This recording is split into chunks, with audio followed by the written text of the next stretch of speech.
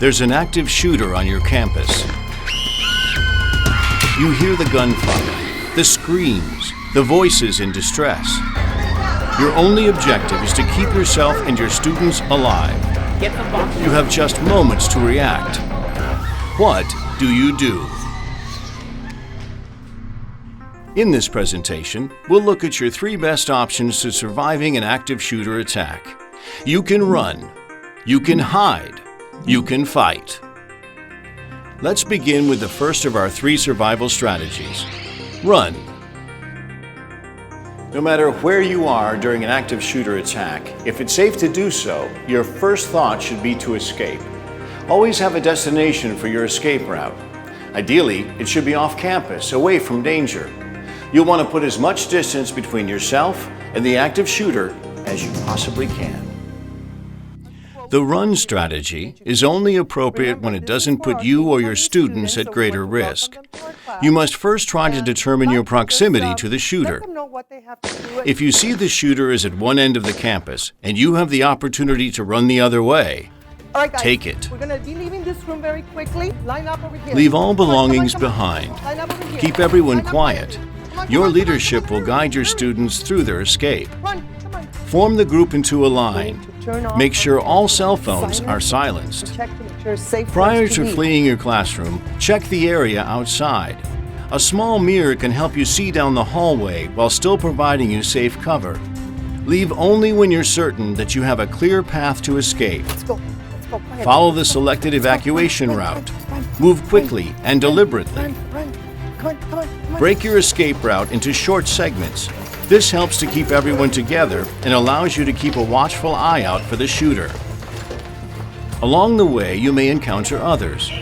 Prevent them from moving toward the shooter's location and take them with you in your escape. If they will not join you, continue with your evacuation. Always move toward protective cover. This could be anything such as a wall, tree, or a vehicle that can serve as a shield. Don't wait there, but continue on to the next cover point along the route. Put as many obstacles between you and the shooter as you possibly can. When you reach an area you consider safe, call 911 and report the incident. Remain together until told otherwise. Yes, I'm a teacher at Valley High School and we have a gunman on campus. You may need to use a window to make your escape. Know if the windows in your classroom open wide enough to allow you and your students to pass through. If not, be prepared to break a window to escape. And if you're located above the first floor, think about having a process for lowering your students to safety. To best prepare for a window break, it's a good idea to keep a pair of work gloves, safety goggles, and even a small hammer in your desk. If you need to break a window, first move your students away from the window. You'll require something heavy, such as a fire extinguisher, to cause the break. Strike the glass where it's weakest, near one of the bottom corners. It may take several strikes. Use the hammer or some other object to clear away any large pieces of broken glass. Clear away the bottom sill and place jackets or a blanket over the area to avoid any cuts. Use a table or chairs to help with the exit. Sergio, grab that chair. Bring it over here. Everybody, come on over. Go to building A and wait for me on the side of the building. Identify an area for your students to run to and wait for you. Assist them out the window opening.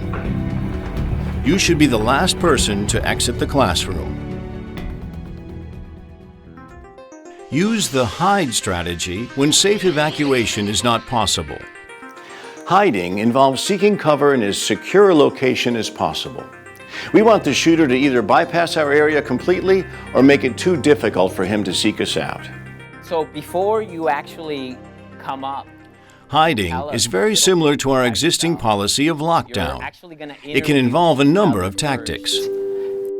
Attention all faculty. This is a school emergency. There's an active shooter on school grounds. Please take all precautionary measures.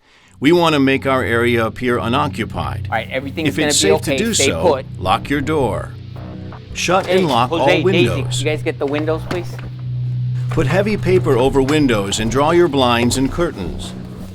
Turn off the lights. All right, everybody, just like we practice. Build a Let's barricade to restrict entry into the room. Move the desk. Use tables, The chairs, chairs. desks, bookcases, Hey, any get the items boxes, found get the within your boxes. classroom that you can pile or stack in front of the doorway. The heavier the items, the better. Create protective cover for students to hide behind by turning tables or desks onto their sides. If possible, hide students in utility closets, restrooms, or any other areas within the classroom. Noise can alert the shooter to our location. All cell phones must be silenced or turned off. This is particularly important because as news of the attack spreads, concerned parents will call their children. Everyone must remain silent. Admittedly, this will be difficult as the noise of gunfire and other cries will cause fear and anxiety. But work to comfort and quiet your students. We come now to our survival strategy of last resort: fight. If your proximity to the active shooter is so close that neither run nor hide are viable options, then you may need to take active aggression against the shooter. Your objective is to incapacitate the shooter. Our tactics are not brute force, but rather speed, surprise, and focused aggression. Now, fight is not a requirement of any school district employee. It must be a personal choice, one based solely on survival. And fight is not justification to violate the zero tolerance policy of the school district concerning possession of weapons on a school campus. Get down. If you have no other alternative but to fight, here are some points to consider. Stay out of the line of fire. Use cover and concealment to your advantage whenever possible. Speed is critical. If you can, approach the shooter from his side or from behind. Use your full strength and aggression to deflect the weapon away from you and others. When you strike at the shooter, aim high, targeting his eyes, face, or throat. Use your knees to give a shot to the groin. Instruct your students to run to safety. Your primary goal should be to temporarily disable the shooter in order to make your escape. Fight can also entail the use of improvised defensive tools. You'll be surprised how many are within your reach. Textbooks, chairs, or other classroom objects can be thrown at the shooter as he enters the room. A fire extinguisher can be used as a heavy club or a spray to disorient or disable the shooter. Within your desk are sharp objects such as scissors, or even consider using a heavy object such as a skateboard to defend yourself. It's important that you never presume that someone else has already contacted 911. Even if law enforcement has been notified, your additional information will help the responding officers. With the first reports of an active shooter, law enforcement will rush to your school in force. They'll most likely group into small teams. They may be heavily armed. Their first objective will be to stop the active shooter. They won't stop to help the injured. Because they may not know how many shooters are on campus, they'll treat everyone with caution, including you and your students. When you come across an officer, obey their commands. Raise your hands with spread fingers to show you don't have any weapons, and put down any items you're carrying. Follow the officer's orders on when and where to evacuate.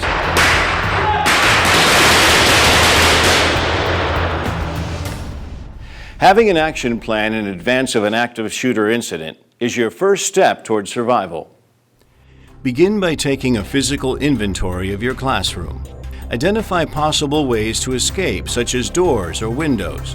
Note materials you can use to construct barricades or provide safe cover to hide behind. And catalog the possible items that can be used for self-defense. Map out your evacuation routes. Because we won't know where the shooter will be, we'll need to create multiple routes, each leading in a different direction. Know where all the routes in and out of it are going to be. Together with your fellow teachers and staff, as well as local law enforcement, perform these same exercises for common areas. The two hallways lead out to the These include hallways, playgrounds, lunch areas, gymnasiums and assembly areas, and the library. All the places where students and staff congregate. We're gonna go through our Equally high drill. important to We're not planning able for to an active escape. shooter So we'll attack cover windows, is turn off practicing all the your lights, response. stop cell phones, and we'll build a Work with barricade your the students to furniture. drill the responses for run, hide, fight on a regular basis. The more it can become second nature, the more confident you'll be should an active shooter ever strike your school. And let's get the blinds on the windows. Sadly, the threat of an active shooter attack in our schools will probably never go away. But if you prepare, if you know what steps to take, and if you're able to respond decisively and with confidence, you'll dramatically improve your chances of survival. And in the end, your survival and that of your students is all that matters.